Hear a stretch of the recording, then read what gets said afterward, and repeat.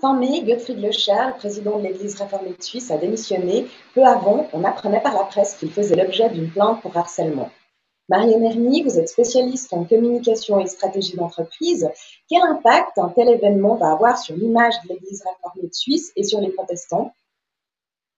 Alors, un tel événement a forcément un impact sur l'image de l'Église réformée de Suisse, surtout sur l'organisation en tant que telle plutôt que sur ses fidèles, parce que c'est une organisation qui a des valeurs extrêmes, une institution plutôt qui a des valeurs extrêmement fortes.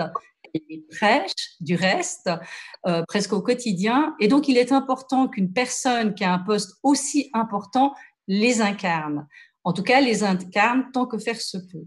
Donc évidemment, il y a présomption d'innocence et ça c'est fondamental, mais quand ce type d'affaires peut surgir, ce qu'il est important de faire d'abord, c'est de le reconnaître, en tout cas pas de passer les choses sous silence et que la personne concernée se mette à disposition des instances qui vont traiter la plainte, s'il y a plainte, et aussi et surtout, j'ai envie de dire, à la façon dont le Conseil va traiter l'affaire au niveau de la transparence.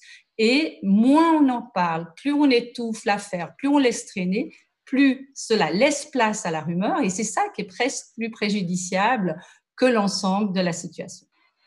Et justement, que peut faire l'Église réformée de Suisse pour limiter les dégâts d'image? En ce qui concerne ce type d'affaires, ce qui est important, c'est que les institutions soient dotées au préalable de processus non seulement de communication, mais de processus internes, de comment on peut gérer. C'est des choses qui arrivent dans toute institution. Comment peut-on gérer ce type d'affaires? Alors, on a des processus qui existent tant au niveau de la gestion que de la communication. Et là, vraisemblablement, il n'y a pas de réel processus. C'est ça qui laisse ce flou, qui est dommageable.